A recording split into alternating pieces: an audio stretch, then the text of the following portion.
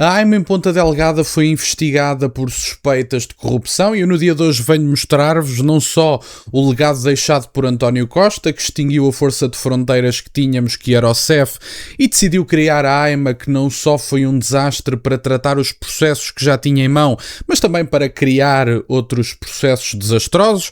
Relembro que o legado de António Costa não nos deixou apenas com as tão conhecidas 400 mil pendências, deixou-nos com dados tão aberrantes como, por exemplo, mais de 100 mil pessoas terem entrado em Portugal sem mostrar qualquer registro criminal.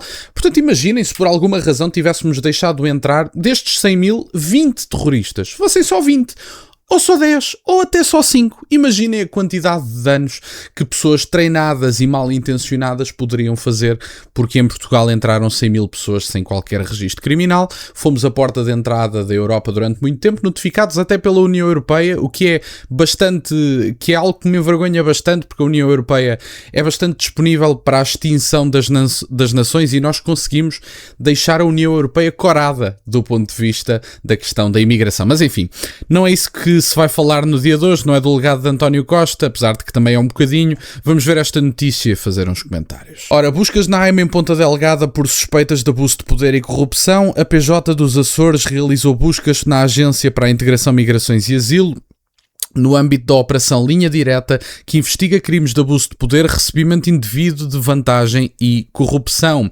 Ora, em comunicado, a Polícia Judiciária revela que aquela operação visou o cumprimento de 9 mandados de busca, incluindo 3 em residências e 3 em instalações do Instituto Público, que permitiram a apreensão de um relevante acervo documental, especialmente de dados informáticos e correspondência eletrónica. Fonte conhecedora do processo disse à agência Lusa que as buscas ocorreram, nomeadamente, na delegação da AIMA em Ponta Delgada na quarta-feira. Portanto, há aqui uma grande operação de utilização do poder dentro da AIMA, que pode ser utilizada até com contrapartidas, não sabemos, alegadamente, está apenas na questão da investigação.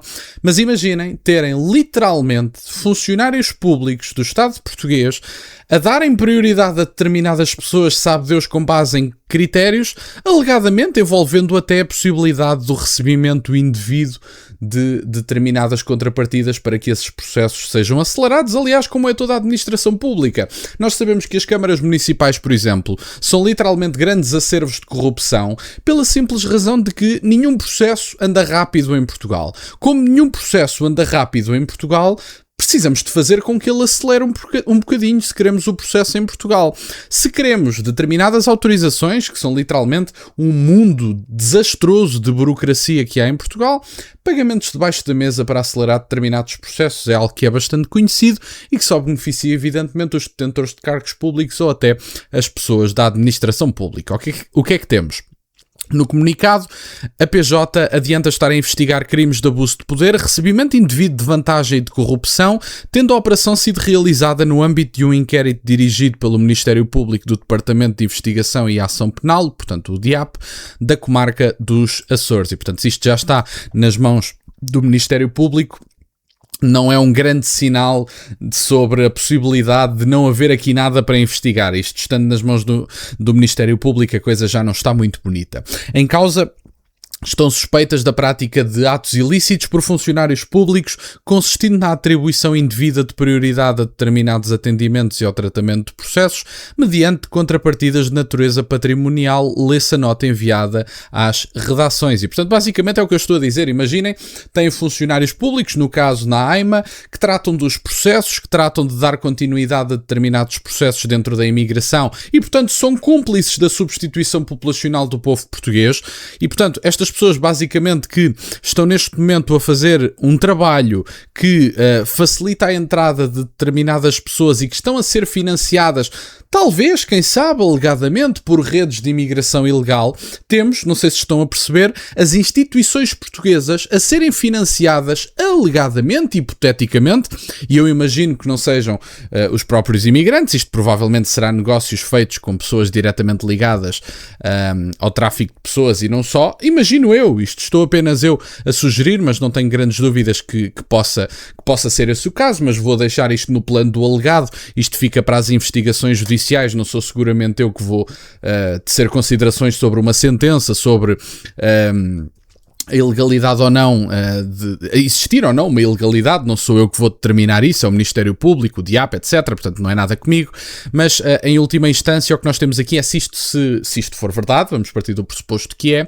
temos basicamente funcionários públicos, isto tudo, mais uma vez digo, dentro do plano do alegado, a dar prioridade a determinados imigrantes com contrapartidas. Sabemos que muitas vezes a maior parte dos imigrantes que vêm hoje em dia para Portugal vêm de países de terceiro mundo, não creio que venham ricos e, portanto, restam poucas opções sobre a fonte do dinheiro utilizada para subornar determinados funcionários, se partirmos do pressuposto que é verdade.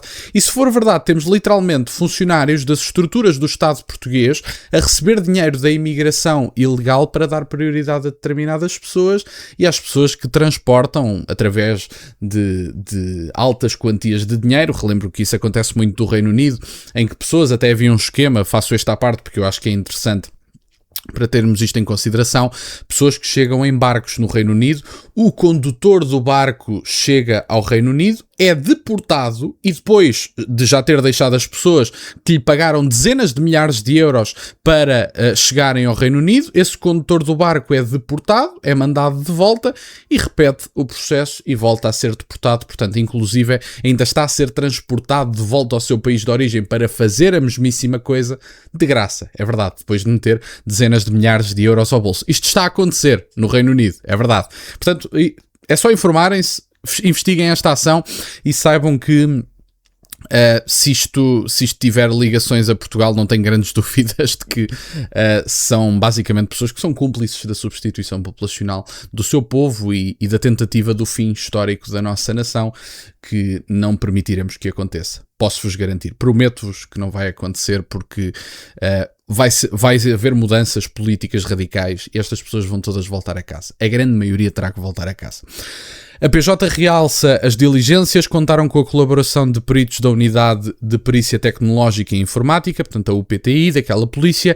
A investigação prossegue com vista cabal ao esclarecimento de todos os factos, esclarece a Polícia Judiciária. Portanto, meus caros, como se já não tivéssemos basicamente os legados de António Costa espelhados na situação do país nas mais variadas áreas. Falo da crise da habitação, que apesar de ter sido aprofundada por Luís Montenegro, foi iniciada pelo Partido Socialista e por António Costa. Falo da substituição populacional, que cabe dentro deste tema, que apesar de ter sido iniciada por António Costa, está a ser continuada por Luís Montenegro. Há pessoas que dizem, bom, mas agora há medidas mais restritivas. Em primeiro lugar, as medidas não são mais restritivas. Estamos a falar de medidas que não deveriam ser alvo de debate ideológico. São matérias de facto. O Estado tem regras, as regras são para todos. Quem não as cumpre tem que ser penalizado por elas. Fim da discussão, acabou o ponto ideológico, independentemente daquilo que vocês pensem que as regras devem ser. Por outro lado, parte interessante, estes legados do António Costa com a extinção da única polícia de fronteiras que tínhamos, com regimes tão estúpidos e dramáticos como a manifestação de interesse, tivemos ainda a criação da AIMA, que neste momento, à semelhança da maior parte das estruturas do Estado, está a ser alvo de corrupção e temos basicamente funcionários públicos, no plano do alegado, partindo do pressuposto que isto é verdade, a serem subornados para substituírem um povo português e para darem o seu contributo logístico, digamos assim, para a substituição populacional do povo português. Acho absolutamente inaceitável e se isto for provado de verdade, estas pessoas não têm só que ser julgadas por fraude, abuso de poder, o que quer que seja, têm que ser julgadas por traição à pátria, porque isto é uma paródia e é uma falta de respeito para com o povo português. E portanto, era isto que eu tinha para partilhar no dia de hoje. Fico-vos muito grato que estejam desse lado. Deixem só o gosto neste vídeo e subscrevam o canal. Tem as minhas redes sociais, o MBA na descrição, por acaso de quererem fazer alguma doação. E nunca se esqueçam, meus caros, questionem tudo. Até à próxima.